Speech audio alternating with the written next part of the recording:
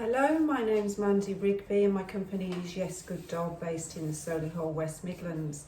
I'm also a Scentwork trainer for Scentwork UK, and I'm running a set of 3 videos to show you how to make up cloves, how to make up gun oil and how to do your distraction scents.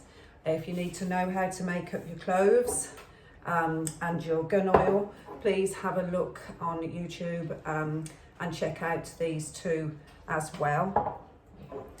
Right, so when you get to level 4 with your Scentwork UK training and your trials, the lovely distraction scents come into play.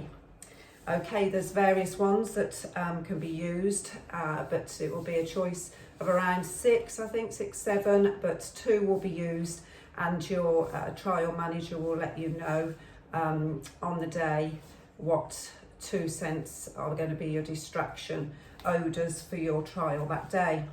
So, but your dog has to obviously be trained up to ignore all of these, or if you can see any potential problems that they pick up on certain ones, then your trainer can help you to get over this problem, so you're ready for your trial. So all information can be found out, and the quantities etc. in the guidelines on scentworkuk.com website, and it'd be level 4 that you're looking for there. As with all of your target odours, we need to keep them in sealed jars. For the distractions, they can be put in plastic tubs as well, as long as they're airtight. They only keep for a day, really, a day or so, no more than that. The target odours, the distraction odours, will be made up the day before you do a trial. So bear that in mind when you're practicing. You don't want to use ones that are a week old, because the smell will have completely gone off, especially from things like the toothpaste and shampoo, because it dries and the scent disappears. Okay, so we're going to start off with what we're going to use as our carriers. These are cotton wool pads. Also, while I'm just talking about this, I need to mention I've got gloves on. Usually manage to mention that straight at the beginning, but I've got gloves on so that I don't contaminate the articles with a human scent. But if you're reaching up to level 4 anyway, I hope that you'd be aware of that. So I've got the pads here. Also, I do look for square pads as well as the round pads. I think a good tip to be aware of is that if you're using your essences, your almonds and your vanilla and shampoo and toothpaste, you can discriminate what's in your jar then, because you've got a different shaped pad. So I can use the square pads and cut those up into little 3 cm by 3 cm swatches as well. So using clean jars today as normal, that haven't got any food contamination in, that been put in a dishwasher or clean very, very hot water and let to air dry, so we can make sure they're free of contaminants as possible. And we're going to start off today with the extracts. Okay, so the extracts that are used are vanilla and almond. It's Dr. Oinkner, not sure I'm saying that properly, but it's that brand there. The supermarket brands smell completely different, so you do need to make sure you get the recommended brands that Scentwork have got stated. Scentwork UK have got stated. Okay, so we're going to start with almond. And all we're looking for is a little smear onto the pad. So really just 1 drop. The vanilla is a little bit runnier than the almond. Okay, so just placing the 1 in a jar.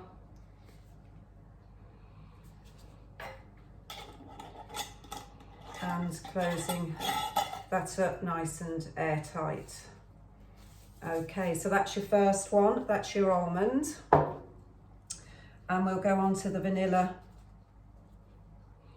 Oh, no, yes, we've done that one, sorry. So going on to the darker one now, which is the vanilla, the almond's the other one.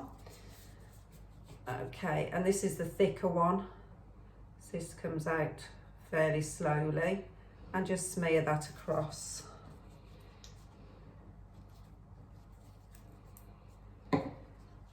Okay, because it is thicker, I'm padding it out a little bit, and you can see that. And we're going to pop that in the jar as well. Okay, so the next one we'll go on to is doing exactly the same application, is with the toothpaste. So with toothpastes, obviously they're all minty smelling, which is the general idea, but they can smell a little bit different. This one smells a lot different to my husband's brand of toothpaste. So sometimes I will mix them up and I'll do different carriers, because at the end of the day, what's at your trial might be completely different brands. So you don't want your dog to get distracted by something completely different. So you can juggle it up a little bit. Okay, so that's just a little smear of toothpaste on there. And that again goes into your jar. What I will be doing as well is labelling these, even if I do use a square one, but I've only got round today. So I will be labelling each tin. And that's what I would advise for all of your target odours, especially when you've got a date on them, like clothes for 6 weeks, or gun oil, which I find only lasts probably 4 weeks, doesn't last as long as the clothes. So I would definitely date them so you know when they're actually not going to be used anymore. Okay, so the next one that we're going to do is shampoo. Again, as with the toothpaste, it's worth juggling up which ones you use, really, because some smell vanilla-y, some smell almondy, some smell apple or strawberry, and it depends whatever the judge is going to bring for that day. So don't get yourself too fixed on just your own. See if you can borrow a friend's or family members. So that's the shampoo, and that goes in the jar as well.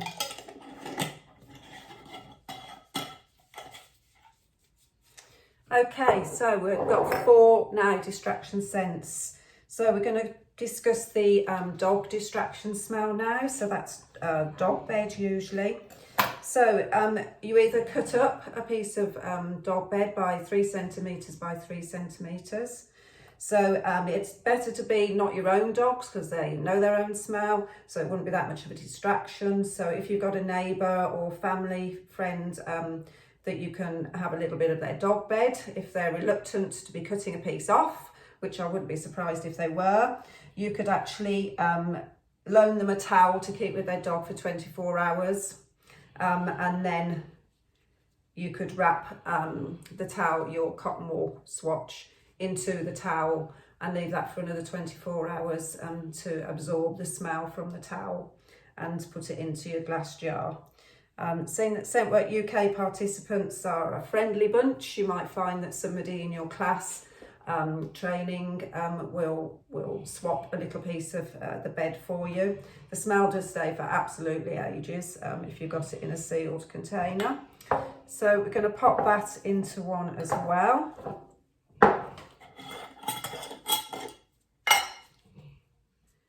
Okay, so there's your little piece of distraction dog odour there.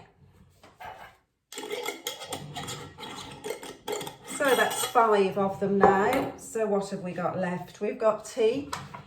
So the tea bag, English breakfast tea, nice and easy. The easiest distraction scent, I feel, and that gets popped into one of your jars as well. So I've got one there.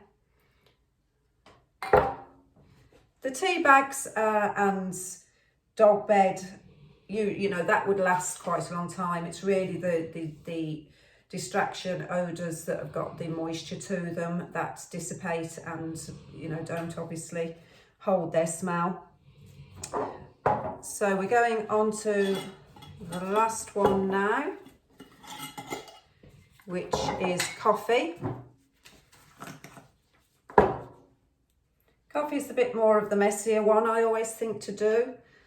So it's moistening a pad, a little bit of water on there,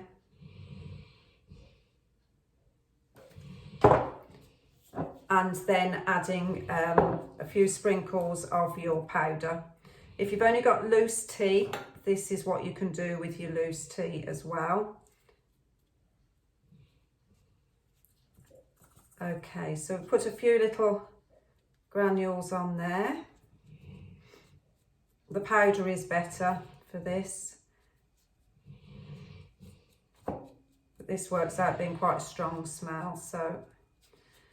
Okay, so there's a little bit of your coffee. So the pad's obviously wet and we need that to evaporate a little bit. So leave that to dry somewhere for an hour before you put it into your jar. Okay, so I hope that's been useful for you. Label all your jars up yeah, carry on with your de-extraction odour training. If you need any more information, as I said, go to scentworkuk.com site and have a look on the guidelines there. If you need any information on my classes, any events or workshops that I might be running, please contact me at mandy@yesgooddog.co.uk.